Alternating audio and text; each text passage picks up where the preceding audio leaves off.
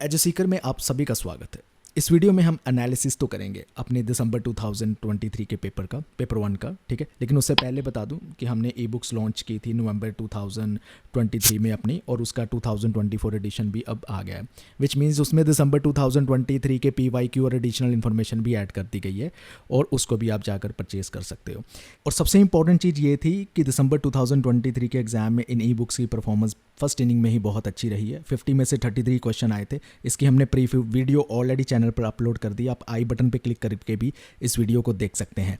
ये rapid fire revision इन e books का हमने इसलिए भी नाम रखा है क्योंकि हमारे अकॉर्डिंगली कोई भी अगर मेहनत से अच्छे तरीके से पढ़ेगा, पेपर 1 का सिलेबस आपको पता है बहुत ज़्यादा लेंथी है, तो 30 डेज़ में कवर कर सकता है। क्या क्या कवर कर सकता है? पूरे 10 यूनिट्स विद PYQ कवर कर सकता है। और अगर वो अच्छे से कवर कर लेता है, आराम से दिन के 2 घंटे भी निकाल ले इस सब्जेक्ट के लिए, तो आराम से ये सारी चीज़ें कवर हो जाएगी, क्योंकि इस ई बुक में हमने सारी चीज़ें शॉर्ट एंड क्रिस्प बना कर दी है। चलिए मैं एक बार आपको थोड़ी सी ई बुक्स की ना दर्शन कराता हूँ कि कैसे चलती है। डेमो लेते हैं, टेस्ट ड्राइव लेते हैं। तो जैसे आप परचेज़ करेंगे ई बुक्स, आपको कुछ हमारी वेबसाइट पर ऐसे ओपन हुई दिखाई देगी, ठीक है। तो नीचे जाएंगे, आप देखेंगे कि सारा कंटेंट जो है ना क्लिकेबल है, ठीक है। आपको इसलिए ट्रेस करने के लिए, किसी टॉपिक पर पहुंचने के लिए टाइम नहीं लगेगा। जैसे आप पढ़ना चाहते हो कि यार ये कौन सा सिस्टम है, ठीक है, इसको मैंने पढ़ना है, तो यहाँ से आपने क्लिक किया, ये सारा कुछ आ जाएगा। इसके बारे में हम साथ साथ ये भी बता रहे हैं कि ये क्यों इम्पोर्टेंट टॉपिक और कब कब इस टॉपिक के बारे में पूछा गया। 2021 शिफ्ट 1 में पूछा गया है, यहाँ पर पूछा गया, ये सारी चीज़ें आपको पता चल जाएगी। बैक टू जाना चाहते हो, ठीक है, वापस जाओ, यहाँ पर पहुँच जाओ, ठीक है, और फिर से कुछ और कवर करना है, कुछ चीज़ें देखनी है। जैसे कि मैं देखना चाहता हूँ कि यार ये मैं पढ़ना चाहता हूँ अबाउट मालवेयर, ठीक है, तो यहाँ से मुझे पता चल गया। और ये देखिए कि ये इंपॉर्टेंट भी है, ये बता रहा है हमें, ये चीज़ें यहाँ से पता चलती है कि ये आ भी रखी है। तो इस तरह से ये काम करती है। इसी तरह से PYQ वाली भी ई बुक है, यूनिट वाइज हमने आपके लिए सारी चीज़ें अरेंज कर दी है। आपने सीधा रिसर्च एप्टीट्यूड के क्वेश्चन देखने, चलो देख लीजिए 2023 दिसंबर में क्या क्या आ रखा है, यहाँ से आपको पता चल जाएगा। वहाँ से आप पढ़ सकते हैं, इसको जूम कर सकते हैं, थोड़ा सा आपको जूम करके दे देता हूँ सो डैट आप अच्छे से देख सकें इसको, क्योंकि आपने भी ये चीज़, ठीक है। तो जितना मर्जी जूम करो, आराम से पढ़ो इसको। ये सारी चीज़ें आपको फैसिलिटीज़ इसके साथ मिलती है। आप सर्च भी कर सकते हो, कोई टॉपिक यहाँ से करके सकते हो। ये बेसिक फंक्शनैलिटी जो फीचर होते हैं हर ई बुक को पढ़ने के लिए, वो आपको मिल जाते हैं। तो आई होप ये आपके लिए कहीं ना कहीं आपके लिए हेल्पफुल रहेगी चीज़ें, ठीक है। तो वापस इंडेक्स पेज पे आ गए, यहाँ पर 3 लिख कर, और इसके केसेस में भी हम ये कर सकते हैं कि 3 लिखा और इंडेक्स पेज पे आ गए। तो इस तरह से ई बुक वर्क करती है। पूरा सिलेबस अच्छे से कवर कर रखा है, शॉर्ट एंड क्रिस्प वे में। आप देख सकते हो कि ये कितना सिलेबस लेंथी होता है पेपर 1 का, कितने सारे टॉपिक्स पढ़ने पड़ते हैं, तब जाकर जो है हमारे क्वेश्चन सॉल्व होने शुरू होते हैं। अदरवाइज इसको अगर पार्टली पढ़ेंगे, अच्छे से रिवाइज नहीं करेंगे, अच्छे से नहीं पढ़ेंगे, तो पेपर 1 बहुत टफ हो जाता है। आप देखोगे बहुत सारे स्टूडेंट अपना पेपर तो ठीक कर लेते हैं, लेकिन अगर पेपर 1 ही उनका ठीक नहीं है, कम नंबर लेकर आते हैं, तो JRF की संभावनाएं उनके लिए कम हो जाती है। इसलिए ये ई बुक को हमने तैयार किया था। तो चलिए अब मैम से, आप जो है पेपर 1 के मैम से समझिए, एनालिसिस वो करके देंगे आपको सारा, और एक एक चीज़ों का सोल्यूशन भी बताएंगे कि कैसे क्वेश्चन आए थे और उसको कैसे हमने टैकल करना था, कैसे सॉल्व करना था। तो सबसे पहले हम लोग देखते हैं यूनिट वाइज क्वेश्चन डिस्ट्रीब्यूशन कैसा था। So it was a very equal question distribution. हर यूनिट से you got 5 questions from each unit. So yes, these are the 10 units, और हर यूनिट से you are getting 5 questions. So now let's start unit wise. तो इस video में हम आपको यूनिट वाइज क्वेश्चंस बताएंगे, उनके आंसर्स बताएंगे, explanation and also the sources जिसको आप रेफर कर सकते हो for studying these particular units. तो सबसे पहले यूनिट जो हम डिस्कस करेंगे that is teaching aptitude. So teaching aptitude से जो पहला क्वेश्चन था that was related to your Swayam. तो स्वयं के नेशनल कोऑर्डिनेटर्स पूछे गए थे कि इनमें से कौन कौन से स्वयं के नेशनल कोऑर्डिनेटर्स हैं। And now you have to choose the correct answer from the options given below. And the correct answer for this question is option number second, that is B, C, D and E, which that means A, which is your National Council for Teacher Education. It is not a national coordinator of SWAYAM. सो स्वयं जो topic है मैं बताना चाहूँगी कि syllabus में explicitly mention है teaching aptitude में Swayam, Swayam Prabha, these all topics, but you can consider it as the part of ICT also as well as of higher education also. So देखिए स्वयं के बारे में जानते हैं। सबसे पहले स्वयं का फुल फॉर्म है study webs of active learning for young expiring minds. ये एक इनिशिएटिव है by the government of India जो प्रोवाइड करता है हाई क्वालिटी एजुकेशनल कंटेंट, ठीक है। एंड इसके 9 नेशनल कोऑर्डिनेटर्स हैं। अब वो 9 नेशनल कोऑर्डिनेटर्स कौन कौन से हैं, तो देखिए सबसे पहला जो आपके ऑप्शंस में दे रखा था national council for teacher education, वो एक स्वयं का नेशनल कोऑर्डिनेटर नहीं है, ठीक है। AICTE जो है all India council for technical education, that is a national coordinator of SWAYAM. IGNOU is a national coordinator of SWAYAM. UGC is also a national coordinator of SWAYAM. And CEC that is Consortium for Educational Communication भी एक national coordinator है स्वयं का. So based on the information जो आपके question में दे रखी थी, जो नेशनल कोऑर्डिनेटर्स हैं स्वयं के, they are the production of quality content in Swayam are AICTE, IGNOU, UGC and CEC. Therefore, the correct answer is option 2, that is B, C, D and E. However, स्वयं के total 9 national coordinators हैं और वो कौन कौन से हैं and स्वयं क्या है, कैसे फंक्शन करता है, क्या क्वाड्रेंट है, we have already discuss in our previous videos. You can refer those videos and we will be providing the link in the description box. Apart from that, अगर आपको स्वयं पढ़ना है तो देखिए ये जो मेरी वीडियो है स्वयं के ऊपर, that is like more than enough. इस वीडियो में I have covered the entire topic and also you can find the relative information from our e book, that is Rapid Revision Fire, and you can see that we have explicitly mentioned national coordinators, 9 national coordinators कौन कौन से हैं. और अगर आप देखेंगे तो इसमें से PYQs भी, एंड अगर आप देखेंगे तो PYQ में भी इससे क्वेश्चन पूछा गया है national coordinators of Swayam. So hence it is one of the most important topic when it comes to your UGC NET पेपर. So let's move with the next question. So the next question is related to your characteristics features of adolescent learners. So आपको characteristic features दिए गए थे ना, उसमें से आपको choose करना था कि कौन सा कैरेक्टरिस्टिक फीचर नहीं है एडोलसेंट लर्नर्स का. And now you have the following options and the correct answer for this question is option number 4, that is A and B. So A and B are not the characteristics of adolescent learners. बाकी जो 3 characteristics हैं, that is C, D and E. So how let's discuss in detail. जो पहला है that is they have uniformity in their physical environment. तो ये characteristic नहीं है एडोलसेंट लर्नर्स का, क्योंकि they experience a variety of physical environments. क्योंकि कभी कभी ऐसा होता है कि वो उस फेज में होते हैं जहाँ उनके स्कूल चेंज हो रहे होते हैं, घर चेंज होते हैं, कुछ बच्चों की सोसाइटल सेटिंग्स भी चेंज होती है, तो उनका जो फिजिकल एनवायरमेंट है वो वैरी कर सकता है greatly, and it also influence their development and learning. When we come to second, that is B, they have stable self concept. तो ये एक कैरेक्टरिस्टिक फीचर नहीं है एडोलसेंट लर्नर्स का, क्योंकि एडोलसेंस जो उम्र ही है, दैट इज़ अ स्टेज जहाँ पे आप एक्सप्लोर करते हो अपनी आइडेंटिटीज़ को, आप फिगर आउट करते हो कि आप खुद क्या हो और करना क्या चाहते हो, राइट. सो दिस मीन्स कि उनके जो सेल्फ कंसेप्ट होते हैं, they can be quite fluid and you know it could be subjective in order to be change, and they are not stable. So yes, these two are not a characteristics of adolescent learners. When we talk about the third statement, that is कि they often experience mood swings and emotional turmoil. तो ये characteristic feature है, क्योंकि इस उम्र में होता ही यही है कि आप सिग्निफिकेंट चेंजेस से गो थ्रू हो रहे होते हैं, चाहे वो आपके इमोशनल लेवल पे हो या हार्मोनल लेवल पे हो, which can lead to mood swings and also emotional challenges. Then the next is they have high hopes and aspirations for their future. ये एक कैरेक्टरिस्टिक फीचर है एडोलसेंट लर्नर्स का, क्योंकि ज़्यादातर जो लर्नर्स होते हैं वो बहुत ही अपने फ्यूचर्स को लेके यू नो ब्राइट होप रखते हैं, ऑप्टिमिस्टिक होते हैं, they have dreams, they have goals which they aspire to achieve, so which is also a characteristic feature. Then the next statement is they have increased peer group pressure. तो yes, दोस्तों का काफ़ी pressure होता है, वो एक characteristic feature है adolescent की एज का, and adolescents are increasingly influenced by their peers. So peer pressure is a real thing when we talk about at that point of time. So they play a very significant role in the decision making of behaviors and adolescent learners. So yes, the correct answer is option number D, that is A and B. So teaching aptitude के ज़्यादातर topic आपको IGNOU के material में मिल जाएंगे. तो IGNOU का block 1 adolescence के ऊपर जो है उसमें ये पूरा टॉपिक कवर हो रहा है, एंड ऑल्सो आपको बहुत कैटेगराइज्ड वे में हर एक आस्पेक्ट से इसमें समझाया गया है इस ब्लॉक के अंदर. So you can check that out as a source, and also you can check our e book also. E book में भी मैंने काफ़ी अच्छे से डिस्टिंक्शन करा है between adolescent and adult learners, age group wise and different aspect, चाहे वो आपका अकेडमिक आस्पेक्ट हो, सोशल आस्पेक्ट हो, emotional aspect. So yes, you can also go through it. Let's move with the next question. So the next question is in the form of statements.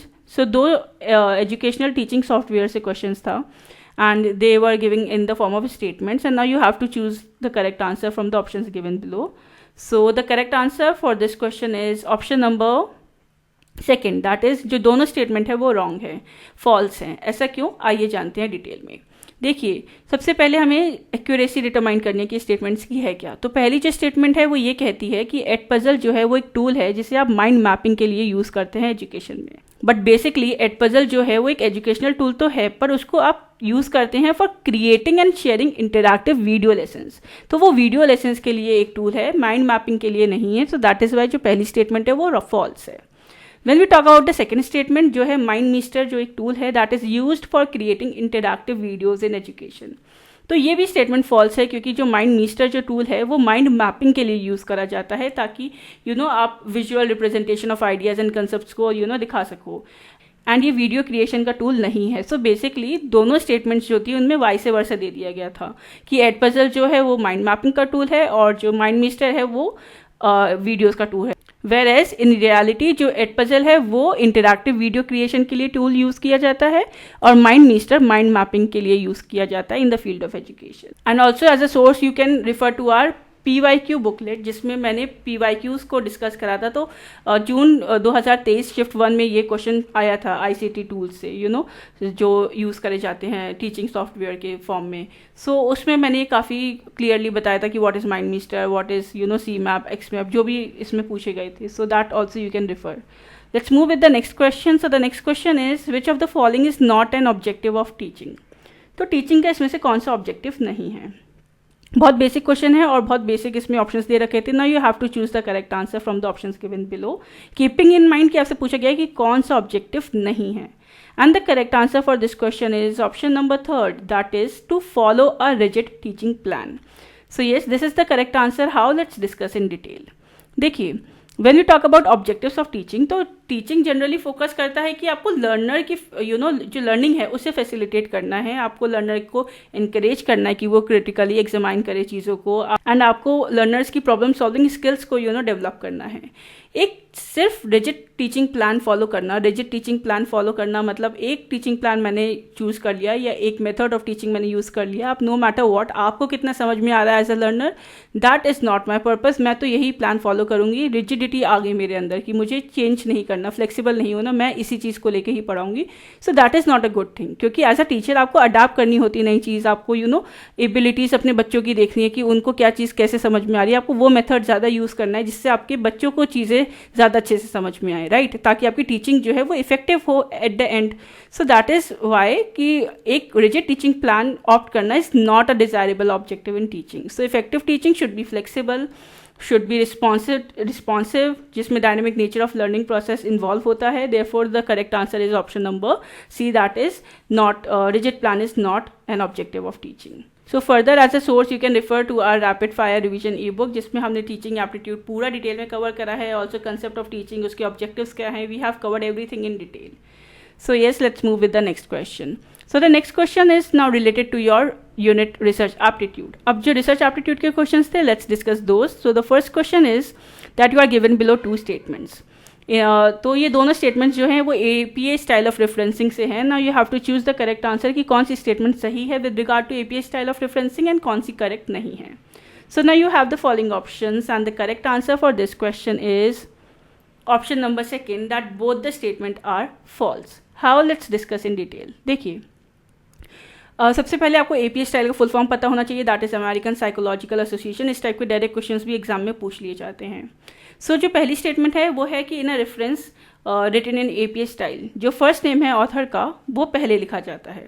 ये जो statement है वो false है, क्योंकि APA style में जो author का last name होता है उसको आप पहले लिखते हैं, then it is followed by the initials of their first और the middle names, and as you can see in the screen the example also. Then second statement है कि in a reference written in APA style, जो year है publication का, that is written after the page number. So ये statement भी false है, क्योंकि APA style में ईयर ऑफ पब्लिकेशन जो है वो immediately after the author's name written होता है, पेज नंबर की बात नहीं. सो जो टिपिकल फॉर्मेट है, author's last name, initials, year, title of the work and then the publisher. So yes, the correct answer is option number 2, that both the statement first and second are false with regard to APA style. Now APA style and references, different type of references you can also consider, IGNOU की जो blogs होते हैं on report writing या फिर research related, like the one that I have referred here. So this blog was consisting every type of referencing, जितने भी formats होते हैं, चाहे APA हो, Chicago हो, MLA हो, तो वो सब इसमें आपको मिल जाएगा.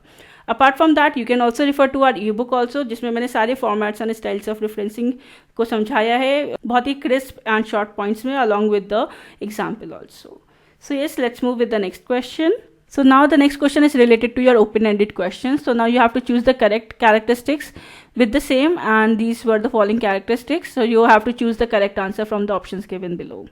And the correct answer for this question was option number second that is B and C. So जैसे कि सबसे पहला कैरेक्टरिस्टिक जो दे रखा है कि the question suggest certain kinds of answer to the respondents. तो ये जो स्टेटमेंट है ये क्लोज एंडेड क्वेश्चंस की स्टेटमेंट है, क्योंकि वहाँ रिस्पॉन्डेंट्स को अलाउ नहीं होता लिखने के लिए. स्पेसिफिक ऑप्शंस होते हैं प्री डिटरमाइंड, आपको उन्हीं में से चूज करना पड़ता है. ओपन एंडेड क्वेश्चंस में ऐसा नहीं होता, जहाँ पे रिस्पॉन्डेंट्स जो होते हैं वो खुद अपने वर्ड्स में आंसर लिख सकते हैं और उसमें कोई स्पेसिफिक कीवर्ड्स या ऑप्शंस लिमिटेड नहीं होते. Then the second statement was कि they are useful for exploring new areas. तो ये स्टेटमेंट करेक्ट है, क्योंकि ओपन एंडेड क्वेश्चंस जो होते हैं वो वैल्यूएबल होते हैं एक्सप्लोरेटरी रिसर्च में, जहाँ पे उनका एम ही ये होता है कि आप ऐसे डिटेल रिस्पॉन्सेज या इन्फॉर्मेशन गैदर करो from the respondents and also insights लाओ जो पहले से प्री डिफाइंड ना हो by the researcher. So yes that is the correct statement. Then the next statement was कि they are time consuming for interviewers to administer. तो which is also somewhat a true statement, क्योंकि open ended questions में आपको ज़्यादा time लगता है analyse करने में, आंसर लेने में. सबसे पहली बात, आंसर्स जब आपको मिलते हैं फिर आपको एज अ रिसर्चर उन्हें एनालाइज करना होता है. वो रिस्पॉन्स वैरीड भी कर सकते हैं और बहुत ज़्यादा डिटेल भी हो सकते हैं. ठीक है, so that is why that is also a correct statement with regards to open ended question. So hence the correct answer is B and C. So let's move with the next question. But before moving with the next question, I would like to refer you a source. So research aptitude के लिए आप research methodology की कोई भी standard books को refer कर सकते हो. मैंने जो रेफर करी है वो है सी आर कोठारी. तो this book is also a very brief book. इसमें ज़्यादातर टॉपिक रिसर्च की कवर होते हैं, बहुत ईजी लैंग्वेज में दे रखे हैं चीज़ें, तो it is very easy to understand also. तो उस हिसाब से मैंने ये बुक को रेफर करा है. इसमें काफ़ी चीज़ें आपको मिल जाएंगी, ओपन एंडेड क्वेश्चन या जितने क्वेश्चन इसमें से आए हैं, so that you can find it out. And also we have covered open ended question in our e books also, so you can check those ebook. So yes, you can also check the ebooks as well. So let's move with the next question. So the next question is related to the types of research. So different types of research दे रखी थी, उनके characteristic feature दे रखा था या description दे रखा था, उसमें किससे आपको मैच करना था. और जो करेक्ट आंसर था इस क्वेश्चन के लिए that was option number second. So how let's discuss in detail. देखिए, सबसे पहले बात करते हैं बेसिक रिसर्च की. तो जो बेसिक रिसर्च होती है वो फोकस करती है कि आप कैसे अपनी नॉलेज को एडवांस कर सकते हो एंड ऑल्सो अपनी कैसे अंडरस्टैंडिंग को इन्हांस कर सकते हो, रादर देन कि आपको कैसे प्रैक्टिकल प्रॉब्लम सॉल्व करनी है. तो इसीलिए it often test and expands on theories. So it matches with fourth. The first one, basic research, matches with fourth, that is study और research the test that expands the on theory. Then the second is correlational research. तो जो correlational research होती है वो investigate करती हैं relationship, कोवेरिएशन, दो या दो से ज़्यादा वेरिएबल्स के बीच में. So that is why it matches with the first one in the second list, that is investigations meant to discover whether variables को वैरी और not. So the next is case study method. So case study research जो होती है वो एक in depth investigation होती है, या तो एक सिंगल इंडिविजुअल के ऊपर आप कर लें या कोई ग्रुप या इवेंट या कम्युनिटी या किसी भी एक टॉपिक के ऊपर. नाउ ये इसका जो कैरेक्टरिस्टिक फीचर है वो लिस्ट सेकेंड में matches with an in depth study of a single और a few individuals to see कि कैसे चेंजेस आते हैं which can effect a person's behaviour. So yes, that could be the correct match for case study method. Then the next is longitudinal study. So longitudinal study involve करती है कि आप repeated observation करते हैं एक same particular variable के ऊपर but at different point of time. ठीक है, different intervals of time over long periods, and it is used to observe changes over time. So it matches with the third one, that is a group of participants जो observe करते हैं and measure करते हैं over time. So yes, for the types of research also you can use and refer the book Research Methodology as well as our ebook also. So in that we have covered different types of research. So now the next question is related to your plagiarism. So according to UGC regulations 2018, plagiarism में level 3 plagiarism आप किसे मानते हैं. So now you have the following options and the correct answer for this question is option number first, that is above 60%. So see, UGC का regulation 2018 में जो plagiarism के ऊपर आया था उसके हिसाब से जो लेवल 3 प्लेगरिज्म है उसको आप वो डिफर करते हो ऐसे प्लेगरिज्म को जिसमें सिमिलैरिटीज़ हो अबव 60% टेक्स्ट की. ठीक है, सो इससे बहुत सीरियस लेवल ऑफ प्लेगरिज्म माना जाता है and it often leads to penalty. So the correct answer is option number 1, that is above 60%.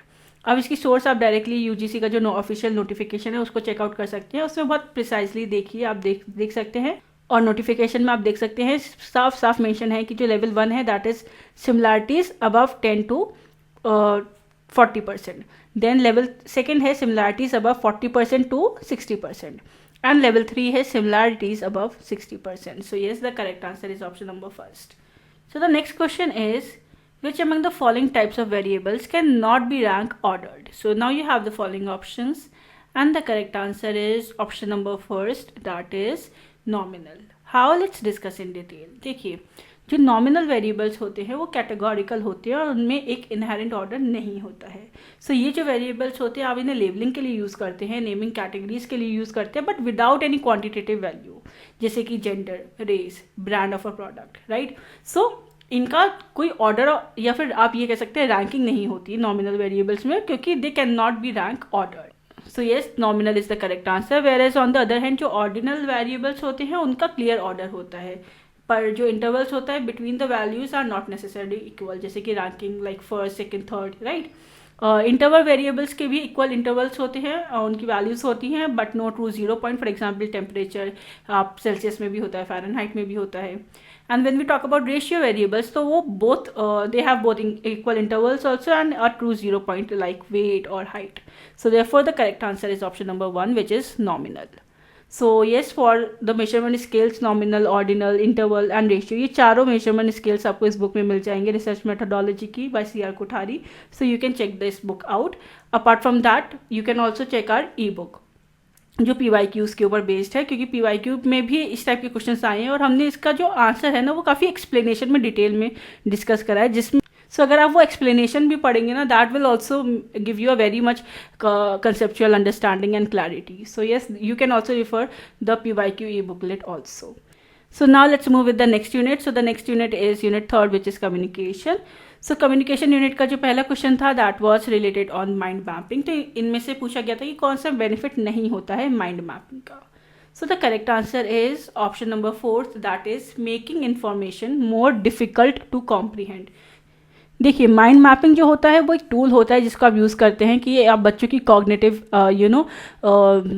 Cognitive skills को इन्हांस कर सकें, ऑर्गेनाइजेशनल टास्क को अच्छे से समझा सके बच्चों को, राइट. अब इसका जो बेनिफिट होता है वो ये इसलिए यूज़ करा जाता है माइंड मैपिंग को कि आप उनकी मेमोरी इंप्रूव कर सकें. तो माइंड मैपिंग इन्हांस करता है मेमोरी रिटेंशन को. Then it enhances creativity and problem solving skills also, क्योंकि क्रिएटिव थिंकिंग की बच्चों को स्टिमुलेट करता है, प्रॉब्लम सॉल्विंग स्किल्स को इन्हांस करता है. Then it reduces stress and anxiety, क्योंकि माइंड मैपिंग आपको काफ़ी ऑर्गेनाइज रख सकता है. आप it helps you in organising thoughts and task. तो जिसकी वजह से एक जो ओवरवेलमिंग की जो फीलिंग होती है, एंग्जाइटी होती है, वो कम हो जाती है और बच्चे काफ़ी रिलीफ फील करते हैं. Where as making information more difficult to comprehend, ये फीचर माइंड मैपिंग का नहीं है. माइंड मैपिंग का फीचर है कि आप इन्फॉर्मेशन को कैसे ईजी कर सकते हो कि बच्चे को अच्छे से कॉम्प्रीहेंड हो, वो समझ पाए, अंडरस्टैंड कर पाए इन्फॉर्मेशन को. सो येस, ये जो ऑप्शन नंबर 4 था कि making information more difficult to comprehend, वो रॉन्ग है, because it is generally use to make information easier to comprehend, easier to understand, not more difficult. So yes, for source you can use IGNOU Unit 1 cognitive skills. You can see पूरे अच्छे से इसमें concept समझाया गया है mind mapping का detail में, and page number भी मैंने इसमें एंटर कर दिया है. And also you can see the visual diagrams also, जिससे आपको ये कंसेप्ट समझ में आ सकता है माइंड मैपिंग का. अपार्ट फ्रॉम दैट, जैसे मैंने आपको बताया PYQ बुकलेट में भी हमने माइंड मैपिंग का जिक्र करा है और वो क्यों यूज़ में आता है, that also we have discussed in our explanation as well. So you can refer to that book also. Let's move with the next question on communication. So the question was in the form of statements. Now you have to choose the correct answer from the options given below. And the correct answer for this question is option number first. That is both the statement first and second are true. How? Let's discuss in detail. So the first statement is कि जो modern day world है उसमें language को आप effective instrument of communication की तरह use करते हो. तो ये स्टेटमेंट करेक्ट है, क्योंकि लैंग्वेज एक indeed a fundamental and effective tool है जिसकी वजह से आप कम्युनिकेट कर पा रहे हो इस मॉडर्न वर्ल्ड में. ठीक है, आप अपने थॉट्स को, एक्शंस को, आइडियाज़ को, इन्फॉर्मेशन को चेंज कर पा रहे हैं एक दूसरे के साथ. सेकेंड स्टेटमेंट है कि जो बुद्धिस्ट हैं वो रिगार्ड करते हैं लैंग्वेज को as a social practice, as an important social practice. So ये स्टेटमेंट भी करेक्ट है, क्योंकि बुद्धिज्म में लैंग्वेज को कंसिडर करा जाता है एक important aspect of social practice and human interaction. Buddhist teaching it also emphasise on right speech, जो एक पार्ट है नोबल एनलाइटेंड 8-fold पाथ का, indicating the significance of language, ethical conduct and social practices में. So yes, the correct answer is option number first, that both the statements are correct. Let's move with the next question. So the next question is related to, again in the form of statements. So communication से related दो statements थी. Now you have to choose the correct answer from the options given below. And the correct answer for this question is option number third. That is, statement first is true, but statement second is false. How let's discuss in detail. देखिए, जो पहली statement है that says communication media are neither neutral nor value free containers, they carry information to different places. So ये statement true है क्योंकि communication media also influenced by various factors, चाहे वो cultural context हो, पॉलिटिकल बायसनेस हो, या फिर आपका जो क्रिएटर है, जो मीडिया हाउसेस का क्या इंटेंशंस है. So they are not merely neutral conducts but also they can shape and influence the content also, और इसको कैसे रिसीव करना है या किन तक पहुंचाना है. Then the second statement is कि जो कम्युनिकेशन टेक्नोलॉजी होती है, कोई भी no communication technology has its own unique set of physical, technical, symbolic and environmental characteristics. So ये स्टेटमेंट फॉल्स है क्योंकि हर कम्युनिकेशन टेक्नोलॉजी के पास अपना एक यूनिक सेट ऑफ कैरेक्टरिस्टिक्स होता है. फॉर एग्जांपल उनका क्या फिजिकल एंड टेक्निकल कैरेक्टरिस्टिक्स है, जैसे कि physical and technical characteristics radio का अलग होगा ना, डिफरेंट फ्रॉम टेलीविजन, या फिर टेलीविजन का अलग होगा from the social media, from the internet. So similarly her communication technology का अलग हर कम्युनिकेशन टेक्नोलॉजी का अलग set of physical, technical, symbolic, characteristic feature होता है. So yes, the correct answer is option number 3. So let's move with the next question. So the next question is, according to Hindu tradition, जो good communication है उसका main purpose क्या है? So now you have the following options. So the correct answer is option number 3, that is to make people seek enlightenment. So yes, let's see the correct answer. So देखिए, जो Hindu tradition होता है उसमें communication को एक आप कह सकते हैं form of ancient scriptures and teachings में देखा जाता है, which also aim at guiding individuals उनके हायर गोल्स, हायर अंडरस्टैंडिंग और स्पिरिचुअल लेवल पे एनलाइटनमेंट के लिए. सो जो स्पिरिचुअल पर्सपेक्टिव है वो डीपली इम्बेडेड है हिंदू फिलॉसफी में, जहाँ पे कम्युनिकेशन को सिर्फ आप as a form of medium of information transfer करने के लिए नहीं देखते हैं, बट ऑल्सो इम्पार्टिंग विजडम कि आप कैसे लीड कर सकते हैं towards self realisation and enlightenment. So yes, creating social groups while communication does play a role in social organization, पर ये प्राइमरी पर्पस हिंदू ट्रेडिशन में नहीं माना जाता कम्युनिकेशन का. टेस्टफुल एंटरटेनमेंट को प्रोड्यूस करना भी एक बाय प्रोडक्ट हो सकता है कुछ फॉर्म ऑफ कम्युनिकेशन का, लाइक स्टोरी टेलिंग और something, but it does not consider the main purpose of Hindu philosophy. Then make people seek enlightenment. So yes, as I have told you, it is a correct form when we talk about Hindu philosophy and the teachings in Hindu scriptures जैसे कि वेदास, उपनिषदास, गीता, वो focus करते हैं कि जो individual है आपको कैसे गाइड करना है toward deeper understanding of the self या फिर universe, which ultimately leads to enlightenment in the form of moksha. So that is embedded in Hindu philosophy. So yes, the most appropriate answer is option number 3, that is to make people seek enlightenment. So let's move with the source. So for source you can use the IGNOU unit 13 on communication 3.3 part nature and characteristics of communication. उसमें काफ़ी अच्छे से purpose of communications को describe करा गया है. So let's move with the next question. So the next question is the maximum amount of information जो एक channel receive करता है with a specific period of time उसको क्या कहते हैं. So now you have the following options and the correct answer is option number 4, that is channel capacity. How let's discuss in detail. देखिए, जो maximum amount of information आप किसी channel के ऊपर सेंड कर रहे हो बहुत ही particular specific period of time के लिए, तो वो रिफ्लेक्ट करता है कि उस चैनल की क्या कैपेसिटी है. और ये जो कंसेप्ट है ये फंडामेंटल है इन information theory and communication studies. So therefore the correct answer is option number 4, which is channel capacity. So let's move with the next question. So the next question is related from the topic meta communication. So meta communication के पूछे गए हैं इसमें से कौन से characteristic features हैं. Now you have to choose the correct answer from the options given below, and the correct answer is option number 2, that is B, C and D. How let's discuss in detail. देखिए, so the first is कि it is intentional. तो ऐसा नहीं है, meta communication जो होता है it can be both intentional as well as unintentional, but intentional ज़्यादातर सिनेरियो में नहीं होता है क्योंकि आप बोल कुछ रहे हो, आपकी इंटेंशन वो नहीं होगी, पर रिसीवर अपने एंड पे में भी कुछ और परसीव कर लेगा. सो दैट इज़ वाई जो सेकंड पॉइंट है कि it is not always intentional, वो करेक्ट है क्योंकि meta communication occurs without the consciousness आपकी एक कम्युनिकेटर की. So that is why the correct is B statement. Then second is it often take place spontaneously. तो ये करेक्ट है क्योंकि मैटर कम्युनिकेशन बहुत स्पॉन्टेनियसली अकर करता है ड्यूरिंग अ कॉन्वर्सेशन, स्पेशली आपकी जो नॉन वर्बल क्यूज होते हैं, चाहे आपकी टोन ऑफ वॉइस हो या फिर आपके फिजिकल जेस्चर्स हो. Then it can modify itself. So obviously meta communication में जो मीनिंग होता है आप जो कम्युनिकेट कर रहे हैं चीज़ों का, वो चेंज हो जाता है. आपको कभी कभी क्लैरिफाई भी कर सकता है वो, या फिर कॉन्ट्राडिक्ट भी कर सकता है, और जो आपका प्राइमरी मैसेज है उसको इन्हांस भी कर सकता है. Then it decontextualises itself. तो ये टिपिकली कैरेक्टरिस्टिक फीचर नहीं है मेटा कम्युनिकेशन का, क्योंकि मेटा कम्युनिकेशन हेल्प करता है कंटेक्चुअलाइजिंग में, या आप कह सकते हैं रिकंटेक्चुअलाइजिंग में of communication rather than decontextualising it. So yes, based on this analysis, option number second, that is B, C and D is the correct answer. So also we have covered different types of communication in our rapid fire revision ebook. So here you can see we have also discussed meta communication in detail. So let's move with the next question. So the next question is related to the unit mathematical reasoning. So now we will be starting with mathematical reasoning के questions. So पहला question था coding decoding का. So उसमें आपको ये certain code follow करना था, and now you have to find out कि इस कोड के बेसिस पे शाम को कैसे कोड करा जाएगा. सो now you have the following options and the correct answer is option number third, that is 41. How, let's discuss in detail. देखिए, जैसे कि शाम है, उसको किस लैंग्वेज में आपको कोड करा गया है, आपको वो पैटर्न को आइडेंटिफाई करना है. अब अगर आप देखें, अमन है, उसको आपने क्वेश्चन में दे रखा है कि 29 कोड करा है, रमन को 47 करा है, तो इसी बेसिस पे अब शाम को कैसे करा जाएगा. तो सबसे पहले हमें एनालाइज करना है कि इनमें कौन सा पैटर्न फॉलो करा गया है. तो जब कोडिंग एंड डिकोडिंग के क्वेश्चन मैंने बताए थे, सबसे बेसिक प्रिंसिपल यही था कि जो उनकी न्यूमेरिकल वैल्यूज़ है वो अल्फेटिकल वैल्यूज़ के एकदम आप अलाइन करके देखें. सो जैसे ए की वैल्यू 1 है, जेड की 26 है, तो उस हिसाब से. सो अगर आप कैलकुलेट करेंगे न्यूमेरिकल वैल्यूज़ को, सो अमन एंड रमन की, तो आप एक बार ट्राई करिए डिराइव करने का कि क्या ये जो आपके ऑप्शंस में दे रखा है वो है.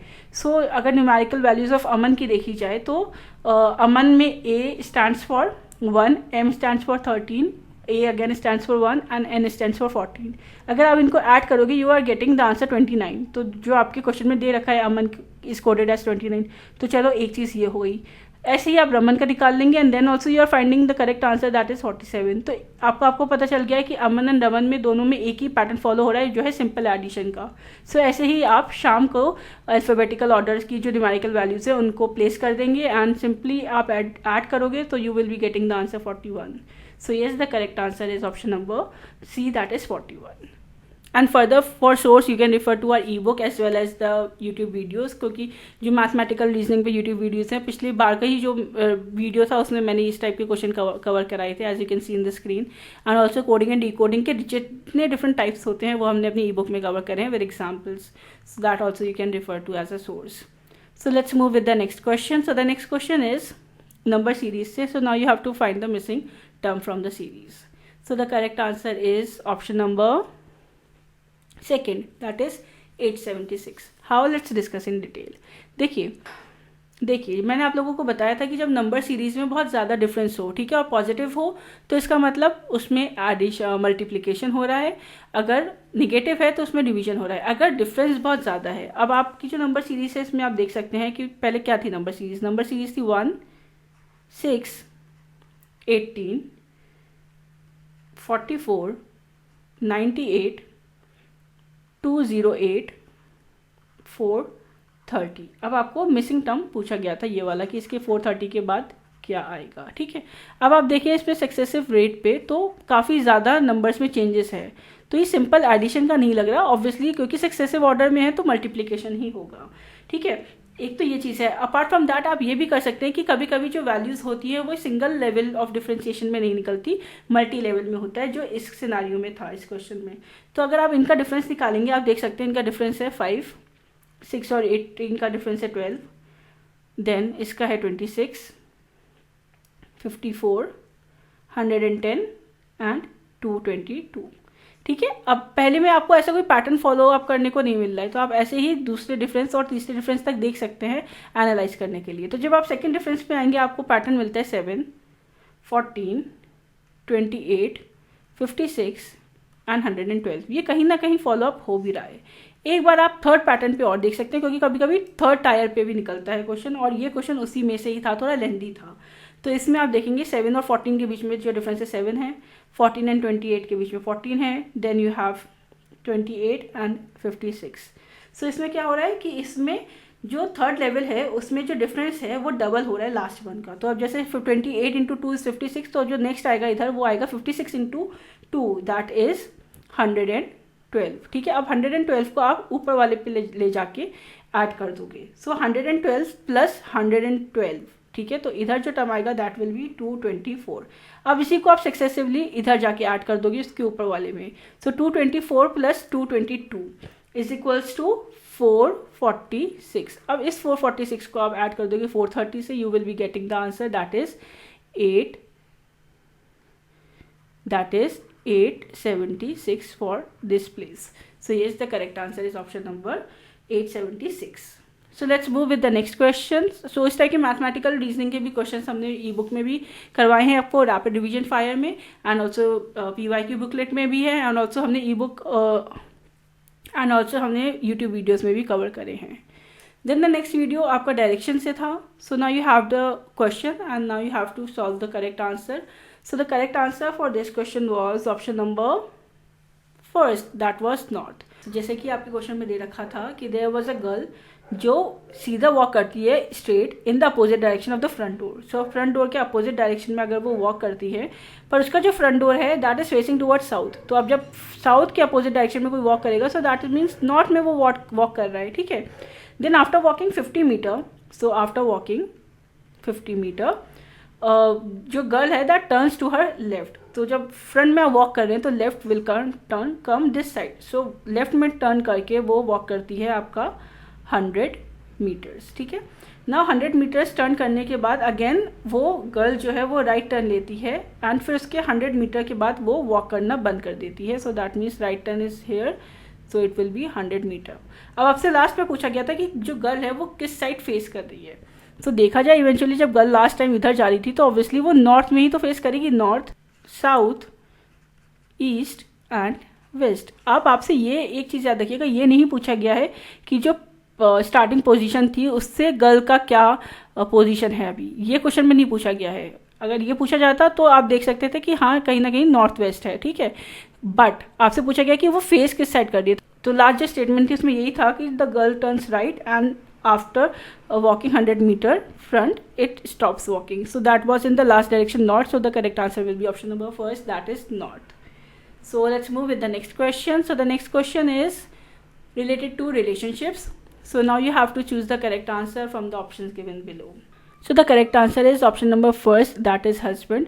So how, let's discuss in detail. देखिए इसे भी आप अगेन डायग्राम की सब मदद से ही बना सकते हैं एंड सॉल्व कर सकते हैं. So there is a man, जो एक lady, so let's say there is this man. ठीक है. अब वो एक लेडी की तरफ पॉइंट आउट कर रहा है फिंगर और कहता है कि इसका जो हस्बैंड है, इस लेडी का जो हस्बैंड है, इस लेडी का जो हस्बैंड है, ठीक है, that is the only son. अब उसका ओनली सन मतलब उसकी माँ बाप जो भी मेंशन है क्वेश्चन में, उसका वो इकलौता बेटा है. ठीक है. तो only son of my mother, तो उसके मदर का जो इकलौता बेटा है वो उस लेडी का हस्बैंड है. So that means it is none other than himself only. सो नाउ ये पूछा गया था लास्ट में कि वो जो मैन है वो इस लेडी से कैसे रिलेटेड है. So obviously this man is none other than the husband of this same lady, क्योंकि इसकी माँ का एक ही बेटा था, that was this husband of the lady. So yes, the correct answer is option number first, that was husband. So yes, let's move with the next question. So इस type के ब्लड रिलेशंस के questions भी हमने अपनी ई book में cover करे हैं. You can refer that as a source as well. Direct relationship, extended relationship, generation gaps कैसे सॉल्व करना है, everything we have discuss with our pictorial diagrams as well and also in our YouTube videos. So let's move with the next unit, that is logical reasoning. So logical reasoning का जो question था, so the question was which of the following statements are so related कि अगर एक उसमें से false है then the other must be true even though both of them can't be true.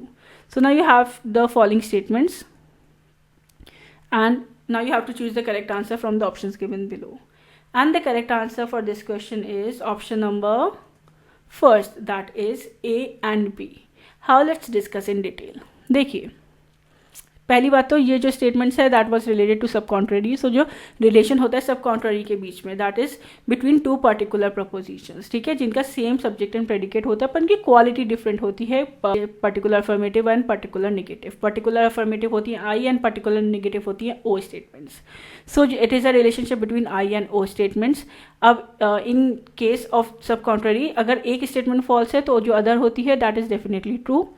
Both statements जो हैं वो they can't be false. Simultaneously, but they both can be true, right. And in case अगर कोई एक statement true है तो जो other होगी that could be doubtful, it could be true as well as false also. So yes, let's move with the sources. So for source, the traditional square of opposition, you can also refer to standard encyclopedia of philosophy, उसमें पूरा paper है on traditional square of opposition जिसमें आप detail में पढ़ सकते हो। Apart from that IGNOU में भी आपको ट्रेडिशनल स्क्वायर ऑफ अपोजिशन से रिलेटेड पूरा कॉन्टेक्स्ट मिल जाएगा, एक पूरा इंटायर यूनिट है, unit 8, and that you can find there. Apart from that इस क्लासिकल स्क्वायर ऑफ अपोजिशन को बहुत ही क्रिस्प एंड प्रिसाइज मैनर में हमने अपनी ई बुक में भी कवर कराया हुआ है, और इससे जितने भी रेलिवेंट क्वेश्चंस आए हैं वो हमने अपनी PYQ ई बुकलेट में भी कवर करे हैं। So you can refer that also as a source of एडुसीकर।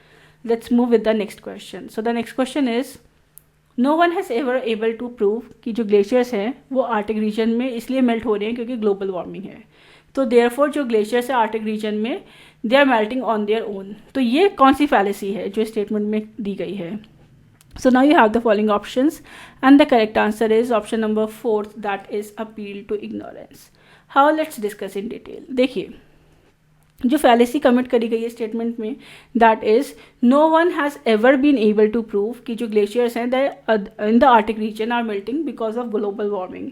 सो जो ग्लेशियर्स हैं आर्टिक रीजन में they must be melting bye their own. अब ये है appeal to ignorance fallacy.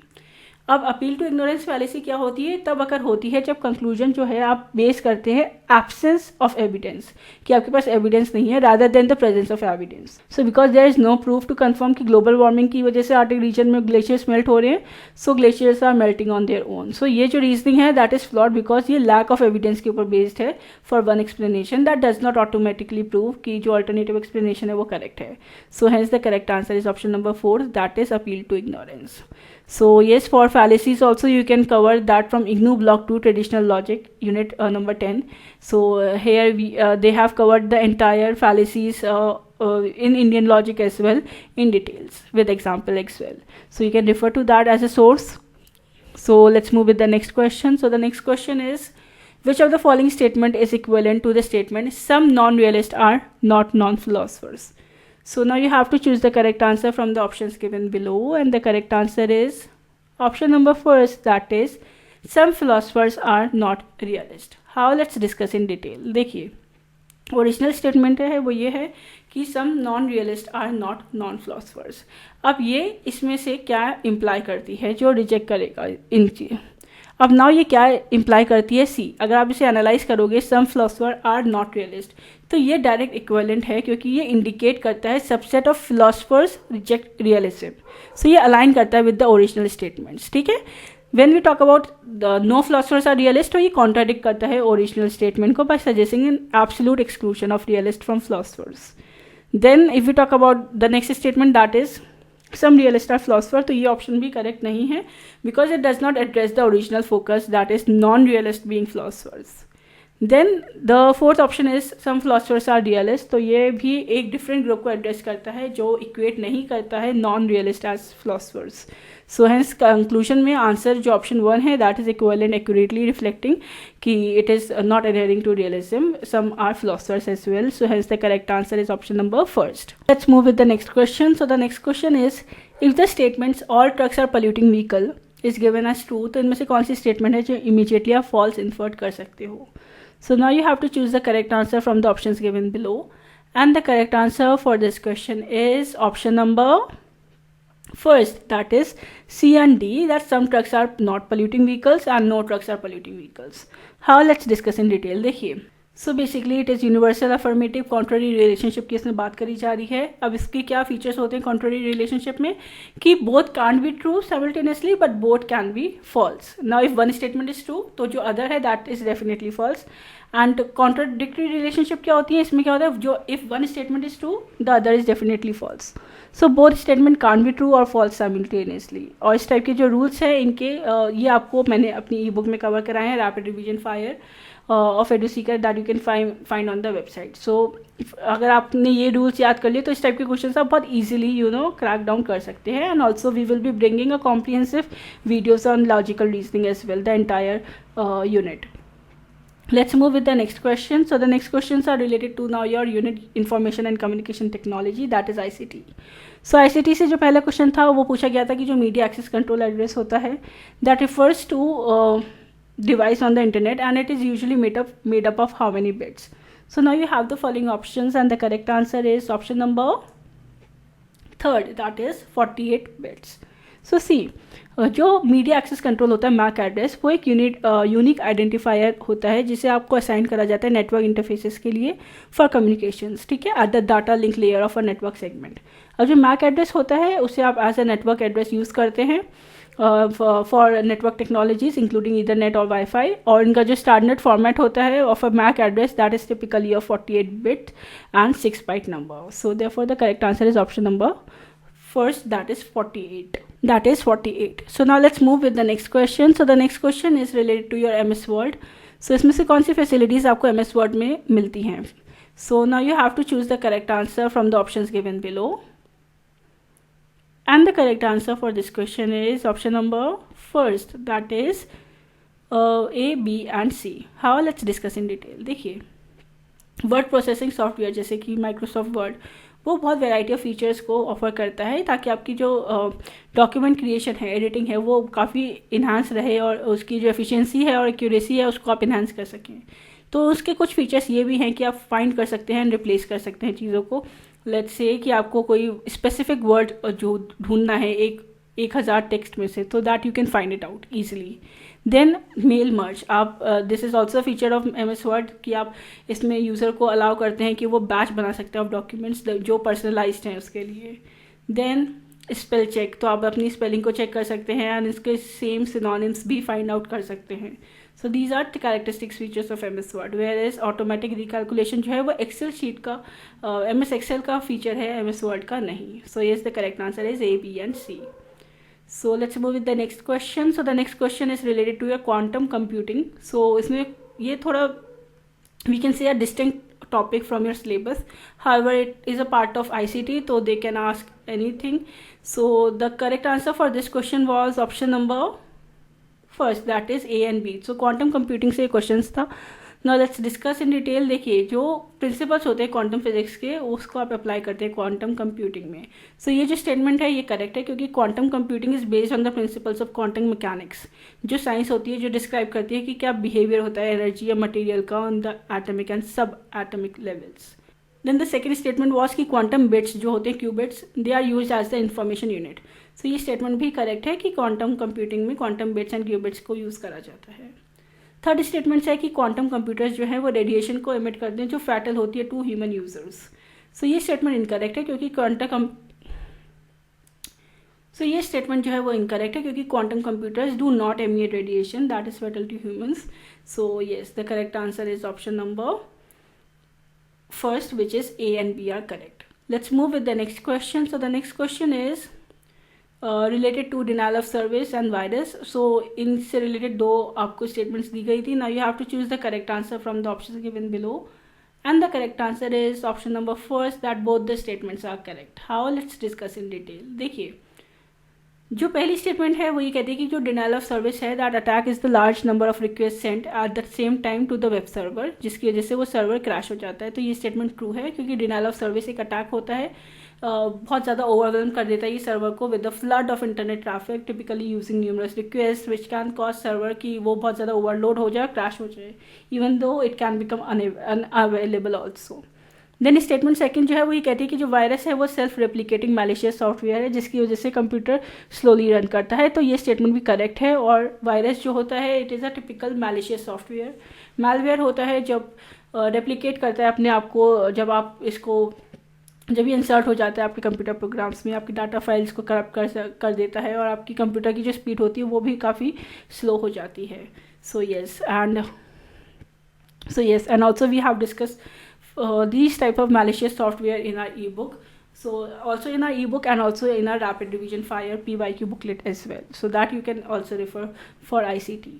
Let's move with the next question. So the next question is now related to your environment unit. So when we talk about environment unit, so the first question was related to your statements. Now you are giving two statements related to composting. So now you have to choose the correct answer from the options given below. And the correct answer is option number third, that is statement first is true, पर जो statement second है वो false है।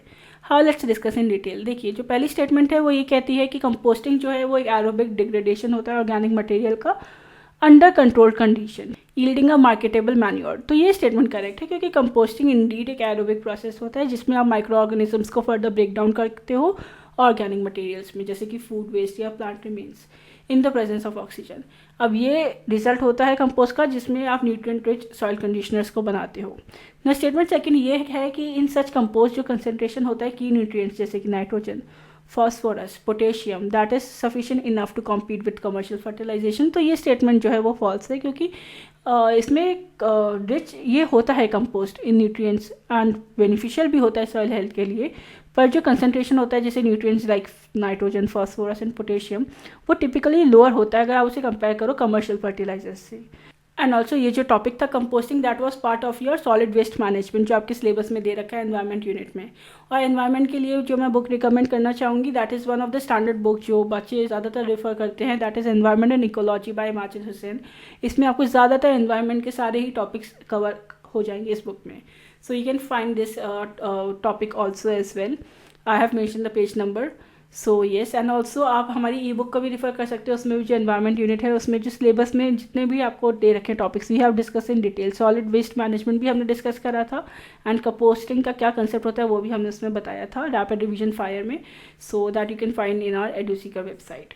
सो the moving towards the next question. So the next question is when a water body is deficient in nutrients तो उसको क्या बोलते हैं। so now you have to choose the correct answer from the options given below and the correct answer is according to your official answer कि जिसने option 1 भी लगाया है वो भी करेक्ट है और जिसने आंसर 4th लगाया है वो भी करेक्ट है, oligotrophic as well as dystrophic. How let's discuss in detail. देखिए जब एक वाटर बॉडी डेफिशिएंट होती है न्यूट्रिएंट्स में पर्टिकुलरली नाइट्रोजन एंड फॉस्फोरस उसे आप ओलिगोट्रॉफिक बोलते हैं। Oligotrophic water bodies they have low productivity क्योंकि उनके अंदर लिमिटेड सप्लाई होता है न्यूट्रिएंट्स का। अब they are characterize by clear water with low algal growth and they can support a variety of aquatic life, ठीक है। ऑन द अदर हैंड जो डिस्ट्रॉफिक होती है वाटर बॉडीज वो भी टिपिकली कैरेक्टराइज होती है जो पुअर होती है न्यूट्रिएंट स्टेटस में और उनके अंदर हाई ऑर्गेनिक मैटर कंटेंट होता है, ठीक है। So yes, this is also could be considered as a correct answer. So, however, according to the official answer key, oligotrophic as well as dystrophic both can be considered as the correct answer for this question. So let's move with the next question. Before moving, I have also referred the source, the same, that is Environment and Ecology by Majid Hussain, 3rd edition. इसमें आपको ये oligotrophic eutrophication का पूरा concept detail में समझाया हुआ है. And also यूट्रॉफिफिकेशन का जो कंसेप्ट है वो मैंने आपको ई बुक्स में भी एंड ऑल्सो यूट्यूब की वीडियोस जो होती है उसमें भी मैं समझाती रहती हूँ. So you can refer our paper 1 playlist as well for this segment. Then the next question is related to your discovery of ozone hole. तो पूछा गया था कि जो ओजोन होल है वो पहली बार कब कहाँ पे देखा गया था. So now you have to choose the correct answer from the options given below and the correct answer is option number 3rd, that is Antarctic. So see जो डिस्कवरी हुई थी ओजोन होल की वो सबसे पहले ओवर द अंटार्कटिक हुई थी. It was significant finding जो रिपोर्ट करी गई थी 1985 में by the British scientist that are named as follows. एंड उन्होंने ये ऑब्जर्व करा था कि ओजोन लेवल्स जो हैं वो डिक्रीज हो रहे हैं over the Antarctica, leading to wide spread concern and research into the causes and also and also the implication of this depletion. So the correct answer is option number 3rd, that is Antarctic.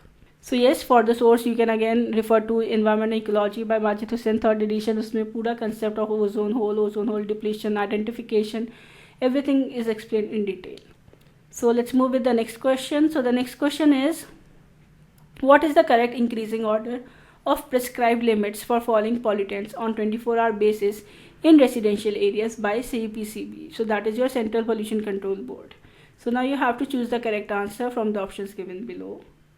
And the correct answer is option number 4th, that is C, B, A and D. How? Let's discuss in detail. देखिए, to determine the correct increasing order of prescribed limits जो आपको given pollutants की दे रखी है on 24-hour basis residential areas में by CPCB in India is as follows. So suspended particulate matter, then respirable suspended particulate matter, lead, ammonia. So it is important to note कि जो concentration limits हैं these of these pollutants वो based हैं कि उनकी क्या potential है health impacts को लेके. सो दैट इज़ वाई जो हैवी मेटल्स है जैसे कि lead, they are lower due to the higher toxicity even at the low concentrations. Ammonia has relatively high permissible limits, तो इसकी वजह से less toxic है compared to heavy metals. Then we have SPM and RSPM, so their limits are usually higher than those for lead, and it can vary based on the particulate matter size. So yes, based on this general understanding, lead, ammonia, SPM, RSPM. So yes, the correct answer is option number 4, which is C, B, A and D, that is lead, RSPM, SPM and ammonia.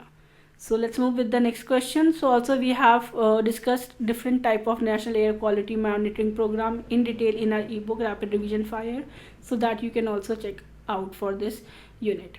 Let's move with the next question. So the next question is, so now let's move with the next question. So the next question is related to in the form of statements. Nuclear power reactor से question था, 2 statement दे रखी थी. So now you have to choose the correct answer from the options given below. And the correct answer for this question is option number first, कि जो दोनों statement दे रखी हैं वो दोनों ट्रू हैं.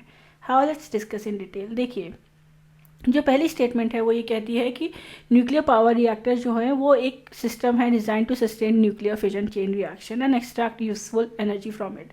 सो this is also correct because जो एनर्जी होती है that is primarily in the form of heat, जिसको आप यूज़ कर सकते हैं इलेक्ट्रिसिटी जनरेट करने के लिए थ्रू स्टीम्स टर्बाइंस या फिर अदर हीट एक्सचेंजिंग सिस्टम्स के थ्रू. सो जो स्टेटमेंट है that accurately describes the fundamental purpose and function of nuclear power reactors. जो सेकेंड स्टेटमेंट है that is light water reactors do use ordinary water H2O as the moderator. So that is also correct because जो role होता है moderator का in a nuclear reactor that is to slow down the neutrons जो fission के during produce होते हैं. ठीक है. सो जो ऑर्डिनरी वाटर होता है वो इफेक्टिव होता है at slowing down these neutrons and is use as the most common types of reactors world wide. So hence the correct answer is option number 1 कि दोनों ही जो स्टेटमेंट है वो करेक्ट है. Let's move with the next question. Also nuclear energy is related, and about this whole process we have discussed in our ebook in the section of environment, that is Rapid Revision Fire ebook edition 2023. Let's move with the next unit. So the next unit is your higher education. So higher education का जो पहला question था that was कि आपको autonomous scientific institutions दे रखे थे और पूछा गया था कि इनमें से कौन सा फाइनेंशियल अम्ब्रेला में आता है of department of science and technology. So now you have to choose the correct answer from the options given below and the correct answer is option number 4, that is A, B, C and D. Indian council of astrological science Bangalore is not the part of it. हाँ, so see let's discuss in detail. देखिए, so जो department of science and technology है उसके अंदर जो institutes आते हैं this is Bose institute Kolkata, that is an autonomous research institute जो डायरेक्ट फंडिंग रिसीव करता है from DST. Then Agharkar research institute Pune, it is also known as Agharkar research institute ARI, ये भी एक ऑटोनॉमस इंस्टीट्यूट है of DST. Then Raman Research Institute Bangalore, it is also an independent institute but it receives funding from the government of DST. But it receives funding from the government under DST by the Department of Science and Technology. So yes. Then next is Wadia Institute of Himalayan Geology, Dehradun. It is also an autonomous institute, research organization of the DST. So yes, Indian Council of Astrological Science Bangalore ये एक scientific research institute नहीं है, that comes under DST. And for source you can directly refer to the Department of Science and Technology की जो website है उसमें आपको साफ साफ मेंशन है autonomous science and technological institutions, उनकी पूरी लिस्ट है और इस लिस्ट के अकॉर्डिंग आप अपना खुद आंसर फाइंड आउट कर सकते हैं. सो yes, let's move with the next question. So the next question is the Indian universities act 1904 जो पास करा गया था ड्यूरिंग द पीरियड, तो उसमें वाइस रॉय कौन था. So now you have to choose the correct answer from the options given below and the correct answer is option number 3rd, that is Lord Curzon. So see जो Indian universities act था 1904 का, that was pass during Lord Curzon tenure as the viceroy of India. Lord Curzon ने viceroy का period जो है वो बिताया था फ्रॉम 1899 टू 1905 और उनके टेन्योर के बीच में बहुत सारे रिमार्केबल वेरियस रिफॉर्म्स लाए गए थे in the field of education. So 1904 act was part of his efforts to reform higher education in India. So hence the correct answer is option number 3rd, which is Lord Curzon. So let's move with the next question. Before moving with the next question, you can see the source, that is Rapid Revision Fire ebook. इसमें जब commission हमने discuss करे हैं उसमें पहले ही मैंने आपको बताया था 1902 में जो यूनिवर्सिटी कमीशन इस्टेब्लिश करा गया था, that was establish under Lord Karsan. So yes, you can refer our ebook for higher education as well. So let's move with the next question. So the next question is, which among the following are said to have had their education at Taxila? तो इनमें से पूछा गया था कि कौन से ऐसे philosophers हैं जिन्होंने अपनी एजुकेशन तक्षशिला यूनिवर्सिटी से ली थी. So now you have to choose the correct answer from the options given below, and the correct answer is option number 4, that is B and D, which is Panini and Chanakya. सो सी, तक्षशिला एक ancient centre है learning का India में, जो अपनी universities and having rich tradition of scholarship के लिए जाना जाता है. एंड श्री चैतन्य वो एक प्रोमिनेंट फिगर थे भक्ति मूवमेंट के and the founder of Gaudiya Vaishnavism, but उनका कोई हिस्टोरिकल एविडेंस नहीं है कि उन्होंने तक्षशिला से एजुकेशन ली थी. देन पनिनी जो है, he is the ancient Sanskrit grammarian. उनका he is known for his work on Sanskrit grammar linguistic traditionally, but he is also believed to study it from Taxila. Then Nagarjun was a philosopher and founder of Madhyamik school of Madhyan Buddhism, and he was a renowned scholar, पर कोई specific evidence नहीं है that he was linked from Taxila in regard to his education. Then Chanakya, also known as Kautilya, he was an ancient Indian teacher, philosopher, economist, jurist, royal advisor, and he is traditionally believed to have studied at Taxila. So yes, based on historical traditions and available evidence, Panini and Chanakya are said to have their education at Taxila.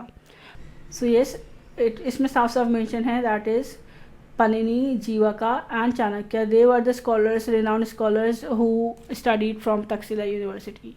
So yes, let's move with the next question. So the next question is कि who among the following opposed the implementation of Western system of education in India? So in this, you have to choose the correct answer, and the correct answer is option number 3, that is Mrs. Annie Besant.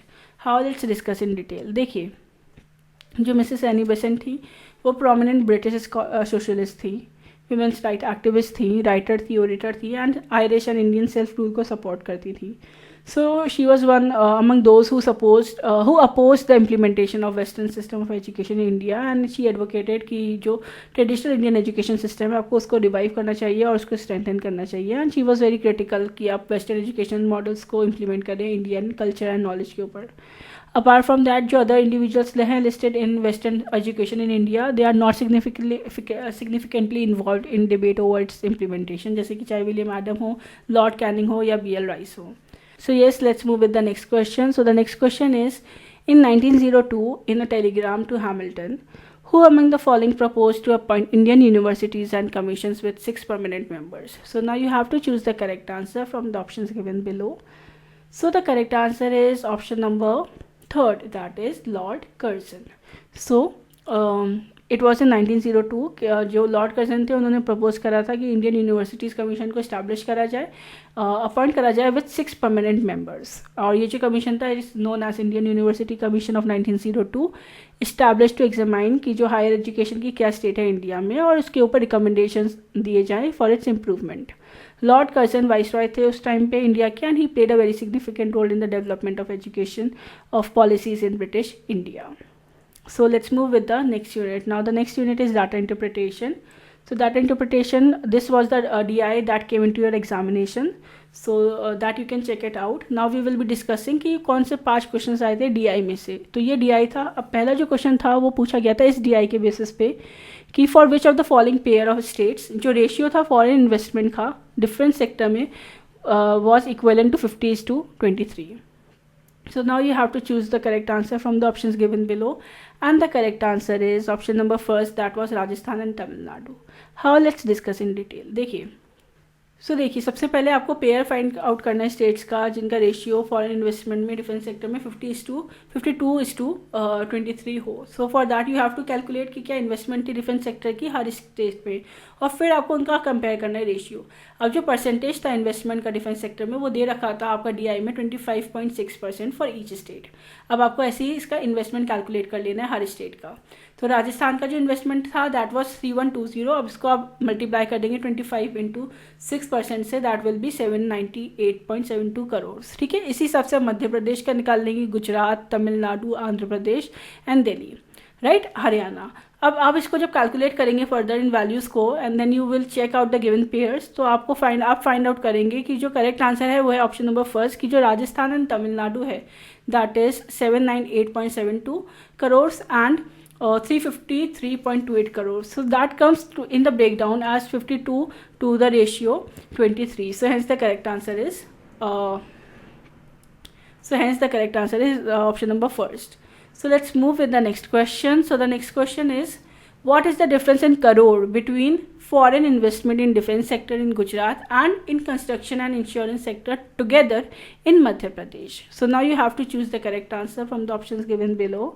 And the correct answer is option number 4, that is 162.6. अभी कैसे निकला देखिए।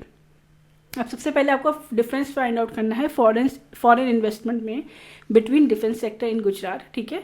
फिर उसको आपको minus करना है by combining the investment in construction and insurance sector जो मध्य प्रदेश में है, ठीक है। सो नाउ अब इसको कैलकुलेट करेंगे रिस्पेक्टिवली। सो देखिए, पहली बार मैं आपको बता दूँ, आपका DI थोड़ा लेंदी था, ठीक है। सो DI के लिए हम कॉम्प्रिहेंसिव कोर्स लाने वाले हैं जिसमें हम स्टेप बाय स्टेप बताइए कि DI को कैसे सॉल्व करना है। So coming back to this question, so defence sector investment in Gujarat में अगर बात करी जाए तो गुजरात का जो फॉरेन इन्वेस्टमेंट था वो था 3940 करोड़, परसेंटेज था डिफेंस का 25.6। ये आपने पहले ही निकाल रखा था तो आपको दोबारा कैलकुलेशन करने की जरूरत थी नहीं, it would be 100.8.64 crore. Now आप ऐसे ही कंबाइंड इन्वेस्टमेंट निकाल लेंगे कंस्ट्रक्शन एंड इंश्योरेंस का मध्य प्रदेश में। अब MP में फॉरेन इन्वेस्टमेंट था 3560 करोड़, परसेंटेज कंस्ट्रक्शन का था 14.4 और इंश्योरेंस का था 18.5। तो आप क्या करेंगे, कंबाइंड इन्वेस्टमेंट निकालेंगे, 3560 को मल्टीप्लाई कर देंगे 14.4 प्लस 18.5, डायरेक्ट ऐड कर लो दोनों को, फिर निकाल लो। So you will be getting the answer 1171.24 crore, ठीक है। अब आपको कैलकुलेट करनी थी वैल्यूज़ को डिफरेंस फाइंड आउट करने के लिए। जब आप इसे फाइंड आउट करेंगे डिफरेंस इन दोनों के बीच में, you will be getting the answer 162.6 crore. Let's move with the next question. So the next question is the foreign investment in pharmaceutical sector in Andhra Pradesh is approximately what percentage less than the foreign investment telecom sector in Delhi? So now you have to choose the correct answer from the options given below. And the correct answer is option number second, that is 44.6. How? Let's discuss. देखिए, अब आपको percentage find out करना है difference between foreign investment pharmaceutical sector Andhra Pradesh में to the telecom sector in Delhi, ठीक है। तो उसके लिए आपको कैलकुलेट करना है, हर एक सेक्टर का परसेंटेज डिफरेंस निकालना है। सो अगर आप फार्मास्यूटिकल सेक्टर का देखेंगे आंध्र प्रदेश में इन्वेस्टमेंट, सो फॉरेन इन्वेस्टमेंट है 1460 करोड़ और परसेंटेज फार्मास्यूटिकल्स की है 8.5। आप ऐसे निकाल लेंगे मल्टीप्लाई करके, यू विल बी गेटिंग 124.1। ऐसे ही आप इन्वेस्टमेंट निकाल लेंगे टेलीकॉम सेक्टर का दिल्ली में। तो दिल्ली का फॉरेन इन्वेस्टमेंट था 1660 करोड़ एंड इसका जो परसेंटेज था for telecom was 13.5। So 13.5 of 1660 is 224.1। So after calculating जो इन्वेस्टमेंट्स, आपको परसेंटेज डिफरेंस निकालना है, larger value minus smaller value upon larger value into 100 करेंगे। Now you will be getting the answer that is 44.6%। So hence the correct answer is option number second. Let's move with the next question. So the next question is, the foreign investment in insurance sector in Rajasthan was approximately what percent of foreign investment in construction sector in Haryana? So now you have to choose the correct answer from the options given below, and the correct answer is option number 4th, that is 103. How? Let's discuss in detail. देखिए, जो percentage find करना है foreign investment का वो करना है किसमें, insurance sector Rajasthan का, कंपेयर करना है फॉरेन इन्वेस्टमेंट में कंस्ट्रक्शन सेक्टर का हरियाणा में। तो सबसे पहले आप इसमें कैलकुलेट कर लेंगे हर एक की वैल्यूज़ को। तो इन्वेस्टमेंट जो होगा इंश्योरेंस सेक्टर का राजस्थान में, फॉरेन इन्वेस्टमेंट है 3120 करोड़, उसका परसेंटेज इंश्योरेंस में है 18.5। सो 18.5 ऑफ 3120 इज 577.2। ऐसे ही इन्वेस्टमेंट आप कंस्ट्रक्शन का निकाल लेंगे हरियाणा में, that is 14.4 of 3880 crore, that is 558.72 crore. After calculating these values आपको ये पता चल जाएगा कि जो हरियाणा का percent, so after calculating these values अब जो परसेंटेज होगा that will be Rajasthan insurance investment upon Haryana's construction investment into 100. So now you will calculate the values and the correct answer would be 103 that you will be getting by putting the values. So the correct answer is option number 4th. Let's move with the next question. So the next question is, what is the total foreign investment in crores in other sectors in all the 7 states together? So now you have to choose the correct answer from the options given below, and the correct answer is option number 3rd, that is 3705. How? Let's discuss in detail. देखिए, तो आपको पता है other sector का total जो दे रखा है that is 19.5. सो अब आप कैलकुलेट कर लेंगे आप इसको by the formula. So investment in others is equals to total foreign investment into 19.5. So जब आप सारे स्टेट्स का इन्वेस्टमेंट निकाल लोगे अदर सेक्टर्स में, so you will be adding it up, और जब आप इसको ऐड करोगे you will be getting the answer 3705 crores. So hence the correct answer is option number 3rd. Let's move with the next unit. So the next unit was reading comprehension. So reading comprehension जो आपके exam में पूछा गया था that was this one. अब इसमें से reading comprehension का बेसिक ट्रिक यही है कि आपको अपना दिमाग नहीं लगाना होता है. जो आपको इन्फॉर्मेशन दे रखी होती है, जो टेक्स्ट दे रखा है, आपको बस उसे रीड करना है और उसको समझना है, और उसी बेसिस के ऊपर आपको आंसर्स देने हैं, सिर्फ जो आपके टेक्स्ट में दे रखा है, जो रीडिंग कॉम्प्रीहेंशन में दे रखा है उसी बेसिस के ऊपर. ठीक है. सो जो इसमें प्रोवाइड नहीं है उसके बेसिस पे आप आंसर नहीं देंगे जब तक आपसे नहीं पूछा जाता. अब जो इस क्वेश्चन इस रीडिंग कॉम्प्रीहेंशन के बेसिस पे जो 5 क्वेश्चंस थे, तो उनमें से जो पहला क्वेश्चन था वो पूछा गया था कि अपीलिंग कलर्स जो है बटरफ्लाइज का वो कौन कौन से पर्पसेस को सर्व करता है. So now you have to choose the correct answer from the options given below, and the correct answer for this question is option number 4th, that is B, C and E. That is evade predators, maintain body temperature and attract mates. So C जो passage है वो explain करता है कि जो butterflies हैं they have evolve appealing colours for several reasons, और ये साफ साफ आपके पैसेज में मेंशन्ड है अगर आप रीड करोगे. सो अब इसमें मेंशन ये है कि जो बटरफ्लाई है वो ये जो कलर्स होते हैं उनकी वजह से वो प्रेडेटर्स को इवेट करती हैं, मेट्स को अट्रैक्ट करती हैं. So which corresponds to option number B and E in the question. Additionally ये भी पैसेज में मेंशन है कि जो डार्क कलर्स होते हैं they develop to help butterflies कि वो बॉडी टेम्परेचर को मेंटेन कर सके. सो ये भी ऑप्शन सी से कॉरेस्पॉन्ड करता है. So hence the correct answer is option number B, C and E. So let's move with the next question. So the next question is compare to moths जो butterflies हैं they have what? So now you have to choose the correct answer from the options given below only based on the paragraph. So जो reading comprehension provide था उसके according answer 3rd है, that is A and D. So see जो passage है वो explicitly state करता है कि butterflies के पास ज़्यादा acute vision होता है compared to moths who rely more on smell, और जो correspond करता है option number A indicating कि जो butterflies हैं उनके पास better vision है than moths. Then furthermore it is also mention in the passage कि जो बटरफ्लाइज हैं वो बहुत अट्रैक्टिव होती हैं, अपीलिंग कलर्स होते हैं, they evolve to help them evade predators and attract mates. तो ये भी सपोर्ट करता है idea that they are more colourful, that is option number D.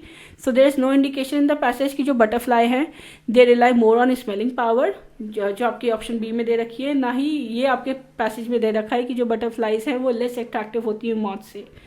So hence the correct answer is option number 3rd, that A and D R the correct one. So let's move with the next question. So the next question is in the form of a statement. So now you have to choose the correct answer from the options given below.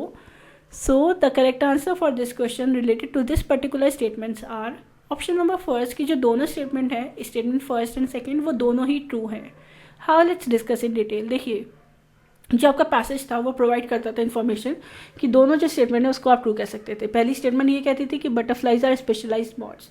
तो passage में ये कहा गया है कि the passage confirm this by mentioning ये line कि butterflies and moths are separated from their sister group of insects 150 to 200 million years ago.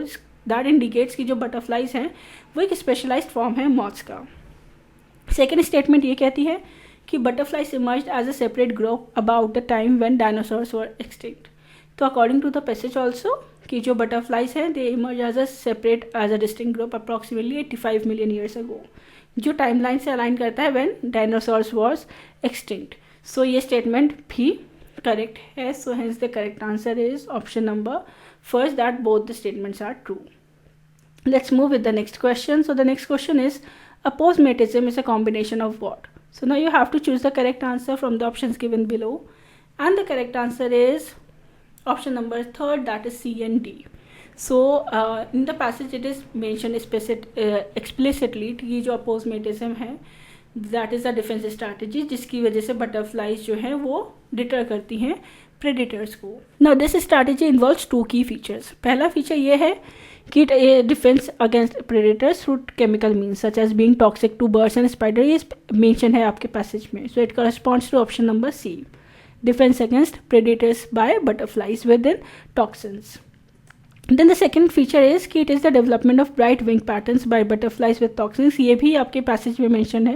So it corresponds to option number D कि bright wing patterns to show predators they are dangerous. So yes, the correct answer is option number 3rd, C and D are the correct statements with regard to aposematism as per your reading comprehension that was provided in the paper. So yes, the next question is, butterflies and insects are separated by which among the following?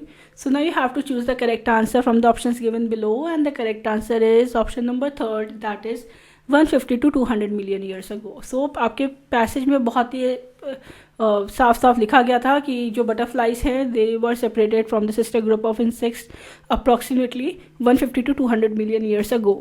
So yes, this period marks the divergence of butterflies from other insects leading to their specialization.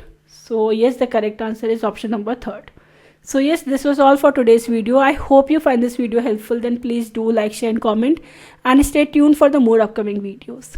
Thank you.